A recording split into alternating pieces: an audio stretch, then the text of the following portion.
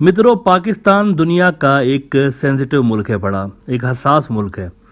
और ख़ास तौर पर ये जो ब्लॉक पॉलिटिक्स दुनिया के अंदर चल रही होती है, कोल्ड वार चल रही होती है, इसका डायरेक्ट इम्पैक्ट हर दौर में पाकिस्तान के ऊपर आया हुआ है। एक अजीब बात पाकिस्तान के साथ जुड़ी हुई ये है कि जब भी दुनिया में कोई बहुत बड़ा वाकया पेश आने वाला होता है या कोई बहुत बड़ी गेम दुनिया के अंदर शुरू होने वाली होती है, तो उससे 1-2 साल पहले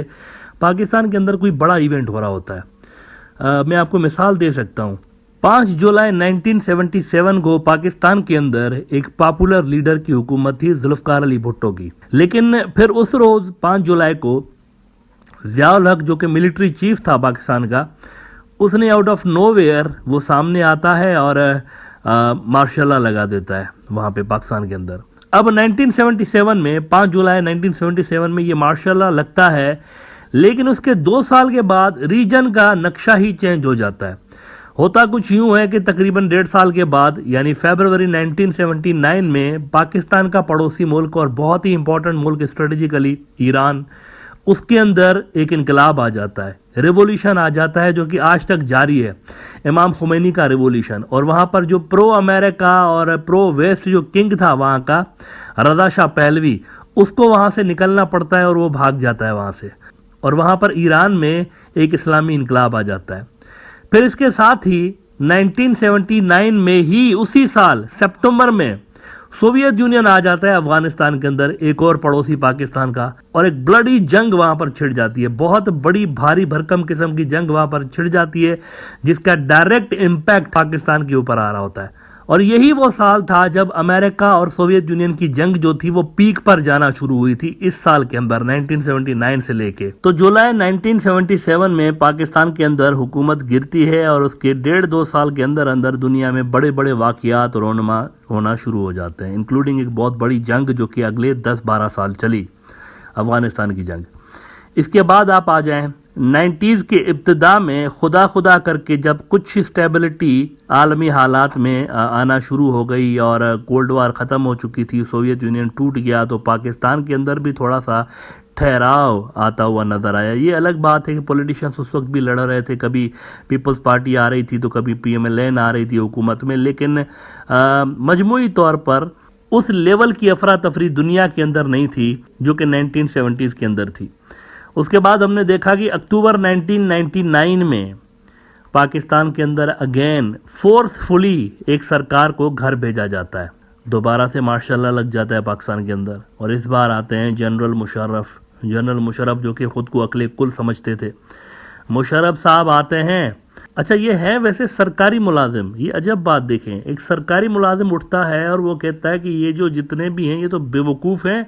मैं ठीक करूंगा मुल्क को, तो मैं जो है ना, आप मुझे मौका देकर तो देखें। तो मैंडेट बेसिकली कोई नहीं है इनके पास, लेकिन ये आ गए मुशर्रफ साहब फिर भी कि मैं बचाऊंगा मुल्क को मसीहा बन के। अच्छा, इनके लिए एक अच्छी बात ये थी कि नवाज शरीफ इतने ज़्यादा अनपॉपुलर थे कि जब उनकी हुकूमत गई है तो लोगों ने मिठाइयाँ बांटी थी, ये फैक्ट है। तो ये मुशर्रफ साहब के फेवर में एक चीज़ हुई थी, प्लस पॉइंट था उनके लिए। नवाज शरीफ इतना ज़्यादा अनपॉपुलर हो चुका था, लेकिन ये भी फैक्ट है कि कॉन्स्टिट्यूशन में इस तरह की कोई गुंजाइश नहीं है कि कोई सरकारी मुलाजिम उठे और वो कहे कि मैं मुल्क चलाऊंगा, ऐसा नहीं है कॉन्स्टिट्यूशन के अंदर। अब उसके तकरीबन 1.25 साल के बाद क्या होता है, दुनिया के अंदर अगेन एक बहुत बड़ी जंग छिड़ गई, वॉर ऑन टेरर। और अमेरिकन 2001 में आके बैठ गए दोबारा से पाकिस्तान के पड़ोस में अफगानिस्तान के अंदर। गवर्नमेंट गई पाकिस्तान के अंदर, सिविलियन गवर्नमेंट गई, फोर्सफुली गवर्नमेंट को निकाला गया और 2 साल के अंदर अंदर ये सारे वाकयात हुए जो कि चलते रहे, मुस्तकिल चलते रहे। अगले 15, 16, 17 साल तक यही होता रहा पाकिस्तान के अंदर, America Pakistan, war on terror, do more, यही होता रहा जी। उसके बाद ये होता है अगेन कि पाकिस्तान के अंदर एक स्टेबिलिटी दोबारा से हमें रिटर्न होती हुई नज़र आती है। जनरल राहील शरीफ का दौर आता है, वो आर्मी चीफ बनते हैं, पाकिस्तान के अंदर सिक्योरिटी की सूरत हाल दोबारा से बेहतर होना शुरू हो जाती है। इकोनॉमी तबाह हो गई थी पाकिस्तान की, लेकिन 2018 आते आते इमरान खान की गवर्नमेंट आती है तो मुस्तकिल 2 साल से पाकिस्तान ने GDP ग्रोथ रिकॉर्ड की, पाकिस्तान के फॉरेन रिजर्व्स बढ़ने लगे, पाकिस्तान की इकोनॉमी बढ़ने लगी, पाकिस्तान के अंदर एक्सपोर्ट्स बढ़ने लगी, ये सारा कुछ होता रहा। लेकिन अगेन 2022 के अंदर किसी को जिन चढ़ा اور انہوں نے کہا کہ جی بس یہ جو عمران خان ہے نا یہ بھی برا ہے، تو اس کو بھی فورسفلی نکالا گیا۔ آؤٹ آف نو ویئر ملک کی ساری جماعتیں مل جاتی ہیں، اکٹھی ہو جاتی ہیں کہ ملک بچائیں گے، عمران خان تباہ کر رہا ہے ملک، ہم ملک بچائیں گے، دیوالیہ ہو رہا ہے جی، بینک کرپٹ کرنے جا رہا ہے ملک کو، ہم بچائیں گے، ریاست بچائیں گے۔ جھوٹے نعرے اور لارے لپے دے کر پبلک کو یہ آگے دوبارہ سے سارے مل کے جماعتیں سوائے ایک دو کے سارے مل گئی۔ اب یہ بھی عجب بات ہے کہ ملی تو ملی کیسے ہیں؟ مطلب وہ جماعتیں جن کا کچھ بھی آپس میں میچ نہیں کرتا، نہ نظریہ میچ کرتا ہے نہ کچھ، بلکہ یہ ساری جو ہیں ان میں سے بیشتر وہ ہیں جو کہ ایک دوسرے کے خلاف ہی پبلک کو ماموں بنا کے ووٹ لے کر آئی ہیں۔ ایم کیو ایم نے اینٹی پی پی ووٹ لیا ہوا ہے، پیپلز پارٹی نے anti M Q M vote لیا ہوا ہے، پی ایم ایل این نے اینٹی پیپلز پارٹی ووٹ لیا ہوا ہے، اور یہ جو مولویوں کی جماعت ہے فضل الرحمان صاحب کی، ان کی جماعت نے مذہب کے نام پہ ووٹ لیا، تو ادھر پشتون موومنٹ والے جو ہیں انہوں نے لسانیت کے نام پہ ووٹ لیا۔ لیکن یہ سارے مل گئے، انہوں نے کہا ملک بچائیں گے، ریاست جو ہے نا وہ تو خطرناک موڑ پہ تھی تو ہم بچانے آ گئے۔ لیکن ہوا یہ ہے کہ ان کے آتے ہی پاکستان کے اندر معاشی تباہی کی وہ داستان شروع ہوئی ہے کہ الامان والحفیظ۔ 17 ارب ڈالر سے فارن ریزروز پاکستان کے صرف 3 ارب ڈالر پر آ پہنچے ہیں، صرف 3 ارب ڈالر، 17 بلین ڈالر سے out of nowhere forcefully government کو نکالا گیا تھا نا، عمران کی گورنمنٹ کو فورسفلی نکالا گیا تھا۔ آخر تک جو اس کو نکالنے کا پیٹرن دیکھیں آپ، اسمبلیاں ڈیزالو کر دی تھی عمران خان نے، نئے الیکشنز کا اعلان عمران خان نے کر دیا تھا، پریزیڈنٹ نے اسمبلی ڈیزالو کرنے کی سمری سائن کر دی تھی، لیکن چیف جسٹس صاحب کہتے ہیں کہ نہیں یہ تو رولنگ ہی غلط ہے۔ اچھا قانونی ماہرین کہتے ہیں کہ نہیں، اسپیکر کی رولنگ جو ہے نا وہ چیلنج نہیں ہو سکتی، اسی لفظوں کے گورکھ دندے میں قوم الجھی رہی پاکستان کے اندر، اور ڈیزالو شدہ اسمبلی سپریم کورٹ کے ذریعے دوبارہ بحال ہو گئی، اور پی ڈی ایم آ گئی حکومت میں، پی ڈی ایم حکومت میں آ گئی۔ مطلب پہلے کہہ رہے تھے کہ عمران خان کو گھر بھیجنا ہے، اب عمران خان جب گھر چلا گیا اور نئے الیکشنز کی باری یہی، تو نئے الیکشنز انہوں نے نہیں کرائے، حالانکہ اسمبلیوں کے اندر صرف 1.5 سال بچا تھا، تو انہوں نے کہا کہ یہ 1.5 سال ہم ہی رہیں گے۔ اب ان کے آتے ہی جناب انہوں نے پاکستان کی اکانومی کے اس لیول پر پہنچا دیا ہے کہ سائرن بجنے لگے ہیں، وہ خطرے کے سائرن ہوتے ہیں نا، تو وہ سائرن بجنے لگے ہیں، کیونکہ جسٹ 27 ڈیز اور سم تھنگ کا پاکستان کے پاس امپورٹ اپنی فائنینس کرنے کا وہ ان کے پاس ڈالرز بچے ہوئے ہیں۔ ایسے میں ایسی کی تیسی پھیرنے کے بعد یہ کہتے ہیں کہ سارے مل کے بیٹھیں اور مل بیٹھنے کا وقت ہے، ایسے تھوڑی بچا سکتے ہیں۔ ویسے 14 پارٹیاں آلریڈی ہیں پی ڈی ایم کے اندر، لیکن یہ کہہ رہے ہیں کہ عمران خان بھی آ جائے۔ عمران خان کہہ رہا ہے میں تو شروع سے ہی کہہ رہا تھا ان چوروں کو ایک ایجنڈا کے تحت ملک پہ مسلط کیا جا رہا ہے، پاکستان کو بہت بڑا نقصان دینے کے لیے ان کو لے کر آ گئے جو بھی ان کو لایا ہوا ہے۔ اب یہ پاکستان کی اس وقت کی صورتحال ہے، اور اس کا حل دور دور تک نظر نہیں آتا، کیونکہ ڈر ہے پی ڈی ایم کو کہ اگر الیکشن اس وقت ہوئے تو عمران خان تو کلین سویپ کر کے آ جائے گا اور دوبارہ اس کی حکومت بننا طے بات ہے، اور اس نے حکومت میں آنے کے بعد ہمیں دوبارہ نہیں چھوڑنا، ہم نے جو اپنے کیسز ختم کرائے ہیں اور اتنی بڑی جو ایکسرسائز ہوئی ہے یہ فضول میں چلی جائے گی، سارے کے سارے پھر سے جیل میں ہوں گے، اسی لیے الیکشن ہی نہیں کراؤ۔ اور عجیب بات دیکھیں کہ کنسٹیٹیوشن میں لکھا ہوا ہے کہ جب پروونشل اسمبلیز یا نیشنل اسمبلی ڈیزالو ہو جائے تو 90 دن کے اندر اندر الیکشنز ہونے ہیں۔ اب صورتحال یہ ہے کہ عمران خان نے 2 صوبوں کی اسمبلیز تو کب کا ڈیزالو کر دی ہیں، نیشنل اسمبلی تو جب ڈیزالو ہوگی تب ہوگی، وہ تو ایسے ہی ہوا پہ چل رہی ہے وداؤٹ اپوزیشن،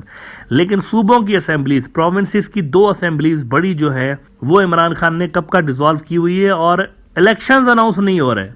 کنسٹیٹیوشن میں لکھا ہوا ہے 90 دن کے اندر اندر الیکشنز ہونے ہیں، فل اسٹاپ، اس پہ آگے کوئی ایف اینڈ بٹ بھی نہیں ہے، لیکن یوں سمجھے کہ یہاں پر کنسٹیٹیوشن کو بھی سائیڈ لائن کیا گیا ہے کہ بس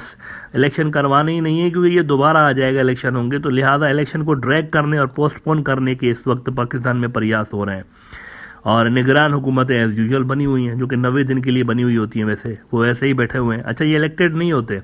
یہ سلیکٹڈ ہوتے ہیں، بیسیکلی نگران سیٹ اپ جو ہوتا ہے ان کا کام ہی یہی ہوتا ہے الیکشن کروانا، اسی لیے وہ 90 دن کے لیے آتے ہیں، لیکن ابھی تک جو ہے وہ دور دور تک صوبوں میں الیکشن نظر نہیں آتے۔ ایک بڑی بات یہ ہوئی آج کہ عمران خان کی گرفتاری جو ہے نا، اریسٹ، وہ تو کافی عرصے سے لے کر پلان ہے کہ ان کو گرفتار کریں، اور 2-3 مرتبہ یہ ایکسرسائز بھی ہوئی ہے۔ عمران خان کے جو پہلے اسلام آباد والا جو گھر ہے بنی گالا والا، وہاں پر پولیس آ گئی تھی، لیکن لوگوں کی بڑی تعداد شارٹ ٹائم کے اندر جیسے ہی سوشل میڈیا پہ یہ بات سرکولیٹ ہوئی کہ عمران خان کو گرفتار کرنے والے ہیں، تو بہت سارے لوگ ادھر آ کے اور ان کے گھر کے باہر جمع ہو گئے۔ اس کے بعد زمان پارک جو ان کا لاہور والا گھر ہے، ادھر بھی پولیس آئی تھی ان کو گرفتار کرنے، لیکن وہاں پر بھی یہی ہوا، بہت سارے لوگ آ گئے. تو عمران خان کی جو گرفتاری ہے اور عمران خان کو جو نااہل قرار دلوانا ہے، یہ تو it is pretty much on the cards, وہ تو کر سکتے ہیں. لیکن ایشو یہ ہے کہ بہت سارے لوگ آ جاتے ہیں، تو یہ ذرا کوشش کر رہے ہیں کہ کچھ حالات سازگار ہوں تو عمران خان کو جیل میں ڈالا جائے. لیکن اس سے پہلے ہی عمران خان نے ایک ماسٹر کارڈ کھیل دیا. آج عمران خان نے جیل بھرو تحریک شروع کر دی ہے، کیونکہ عمران خان کی پارٹی کے بہت سارے لوگوں کو ریسنٹلی گرفتار کر کے ٹارچر بھی ان کے اوپر کیا گیا ہے. تو اس کے چلتے عمران خان نے آج اعلان کیا ہے کہ ہم جیل بھرو تحریک شروع کرنے جا رہے ہیں،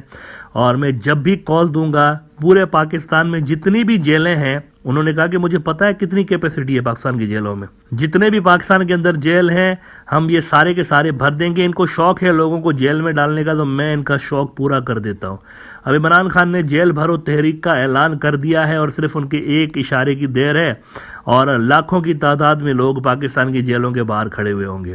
اب دیکھتے ہیں کہ گورنمنٹ جو موجودہ پی ڈی ایم کی ہے وہ ان کرائسس سے کیسے نکلتی ہے. لیکن اس سے بڑا کرائسس اس وقت جو ہے ان کے لیے معیشت کا ہے، جو ایسی کی تیسی پاکستانی معیشت کی پھری ہے اپریل 2022 کے بعد، وہ سنبھل نہیں رہی. اسحاق ڈار صاحب نے ہر طرح کی کاریگری کرنے کی کوشش کر لی، لیکن ان سے کسی قسم کی کوئی معیشت نہیں سنبھل رہی، اور پاکستان کے جو فارن ریزروز ہیں وہ ڈاؤن سے ڈاؤن ہوتے جا رہے ہیں، اور یہ بڑا الارمنگ ہے پاکستان کے لیے. آئی ایم ایف کے مذاکرات پاکستان کے چل رہے ہیں، 9 تاریخ تک چلیں گے. یہ نہیں پتا کہ یہ بیل آؤٹ پیکیج 9 تاریخ تک ان کو ملے گا نہیں ملے گا، وی ڈونٹ نو. اگر ان کو مل گیا، اسٹاف لیول ایگریمنٹ ہو گیا، تو یہ سعودی عرب سے یا کسی دوسرے ملک سے لون پاکستان لے لے گا اس درمیان امیڈیٹ جو کرائسس ہیں ان کو ریزالو کرنے کے لیے. لیکن نیورتھلیس ریفارمز تو پاکستان کو کرنے پڑیں گے، وہ تو کئی سال سے ڈیو ہیں، لیکن ریفارمز نہ ہونے کی وجہ سے ہی پاکستان کی آج یہ حالت ہے اکانومیکلی. لیکن کویسچن یہ ہے کہ اگر آئی ایم ایف کا بیل آؤٹ پیکج نہیں ملتا، یعنی اس وقت 9 تاریخ کو اسٹاف لیول کا ایگریمنٹ نہیں ہوتا پاکستان کا اور آئی ایم ایف کا، تو پھر گورنمنٹ کدھر کھڑی ہوگی؟ اس کا جواب شاید کسی کے پاس نہیں ہے.